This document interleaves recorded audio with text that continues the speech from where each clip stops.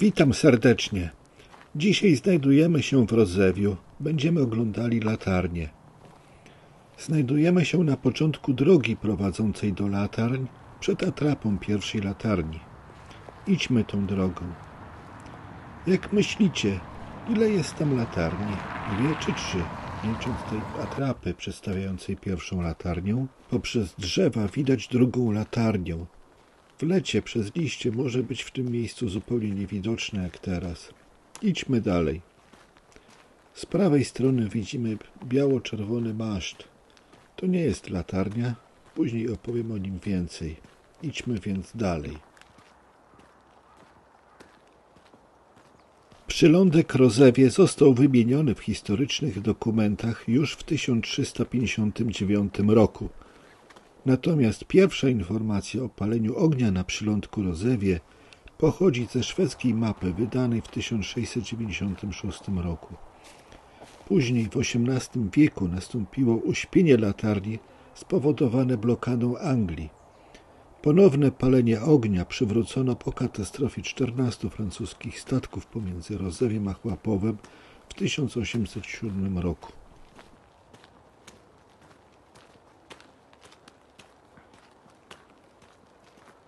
Dochodzimy do parkingu i widzimy pierwszą latarnię.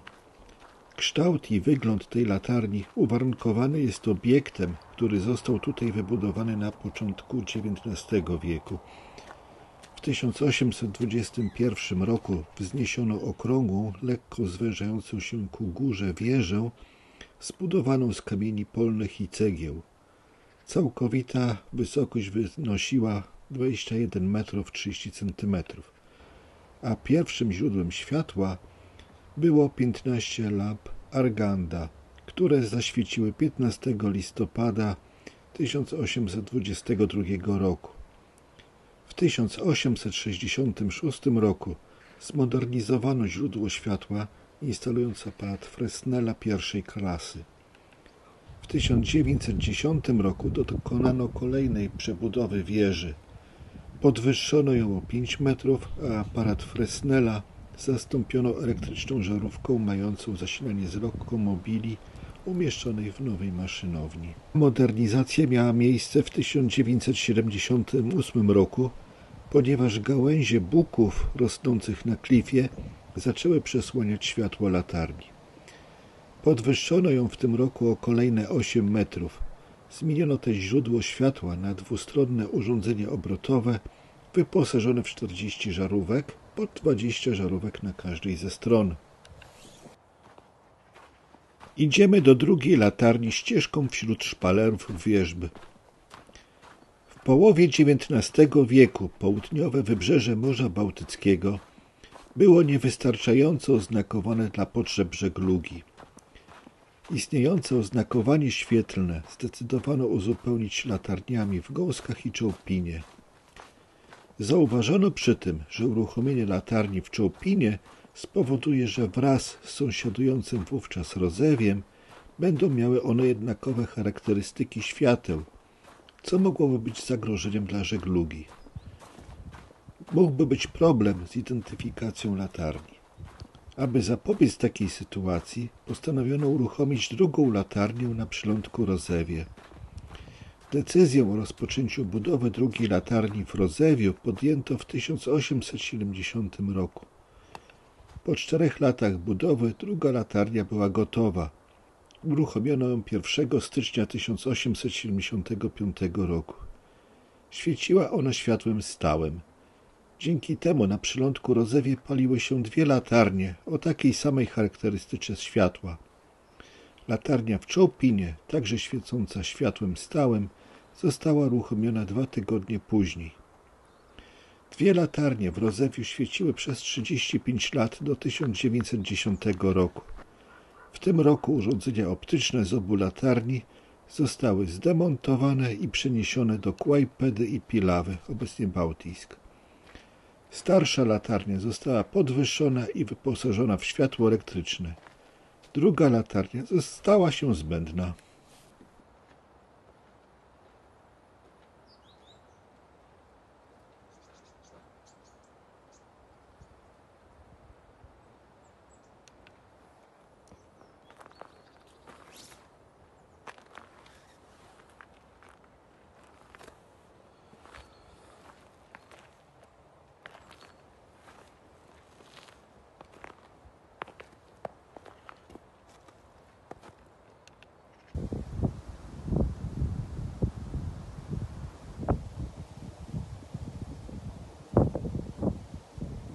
Pomiędzy pierwszą a drugą latarnią są dwa maszty.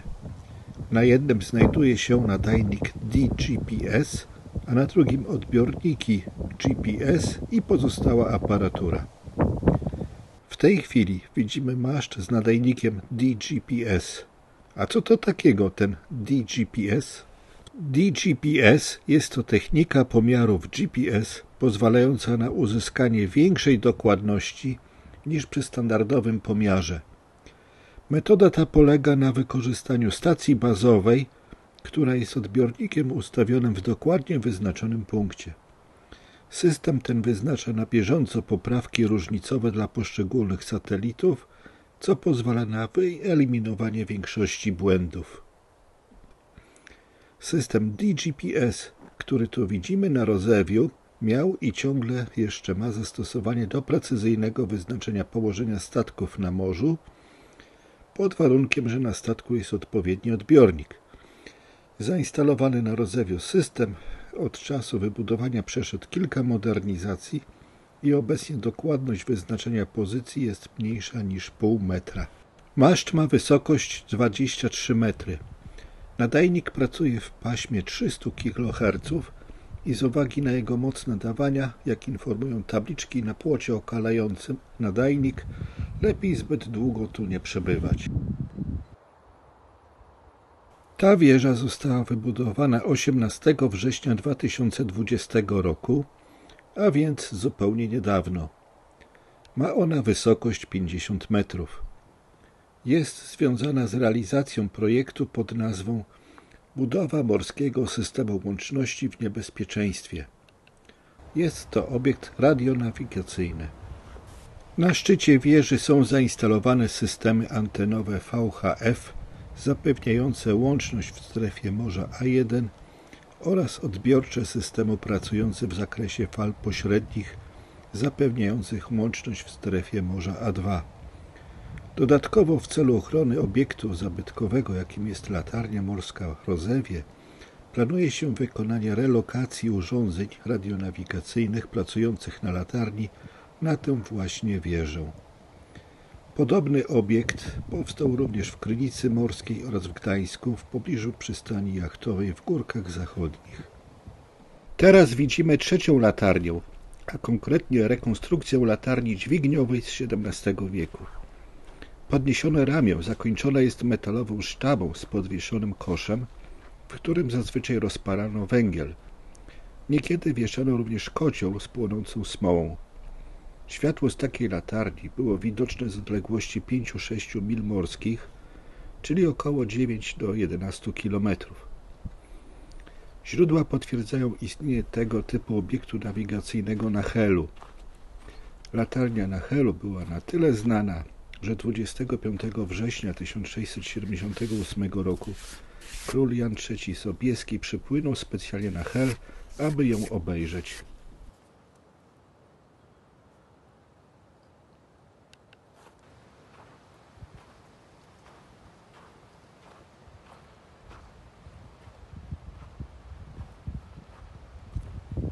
Dnia 10 lutego 1920 roku odbyły się w Pucku zaślubiny Polski z Bałtykiem. Brał w nich udział jako żołnierz batalionu morskiego późniejszy latarnik na Rozewiu Leon Wzorek. Na pamiątkę zaślubin wspólnie z marynarzami wzniósł z przybrzeżnych głazów obelisk, który stanął nad urwiskiem za latarnią. We wrześniu 1939 roku tablica umieszczona w środkowej części pomnika została przez latarników zamurowana, chroniąc obelisk przed zniszczeniem. W 2017 roku pomnik przeniesiono w obecne miejsce, a o dawnej jego lokalizacji na tyłach latarni przypomina kamień wrośnięty w pień buku.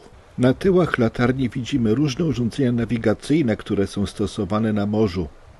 Wśród nich wyróżnia się nautofon, który jest stosowany na statkach i stałych znakach nawigacyjnych, służący do nadawania sygnałów dźwiękowych na morzu w czasie mgły. Pozostałe widoczne tu znaki nawigacyjne o różnym kształcie pływają po morzu.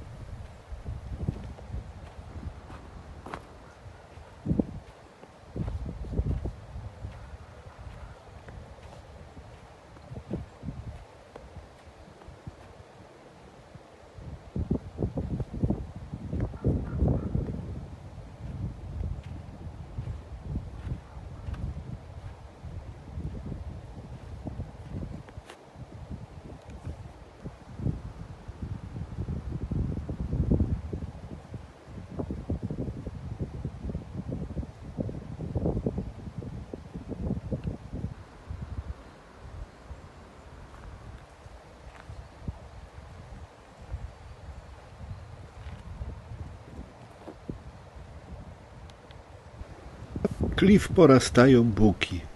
Były one przyczyną dwukrotnego podwyższania latarni w 1910 roku i w 1978 roku.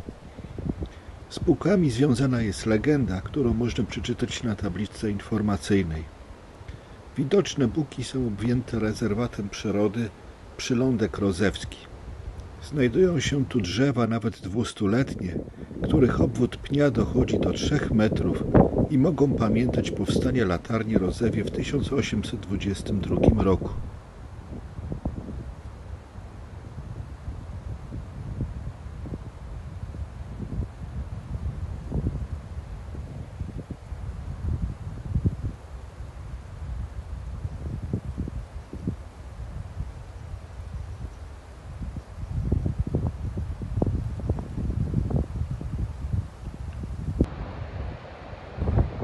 Z uwagi na buki porastające klif nie jest tu łatwo znaleźć widok na morze. Niedaleko latarni, idąc w kierunku zachodnim, przed hotelem jest takie miejsce, gdzie zobaczymy widok na morze z góry, a do którego można przejść się ścieżką.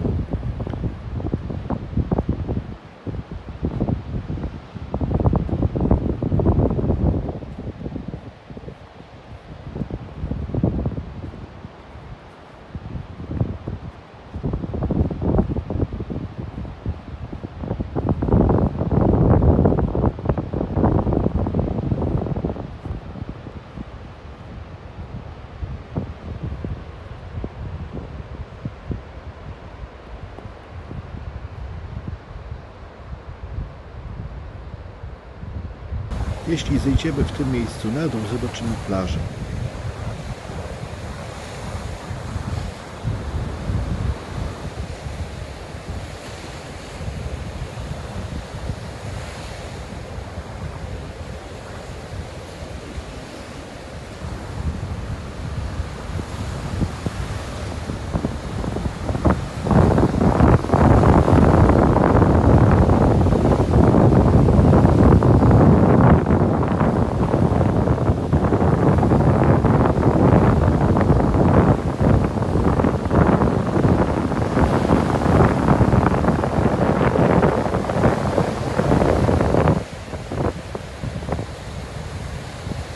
Wracając się po plaży w kierunku latarni, dojdziemy do solidnego betonowego falochronu ochraniającego klif przed latarniami, przed podmywaniem przez fale morskie.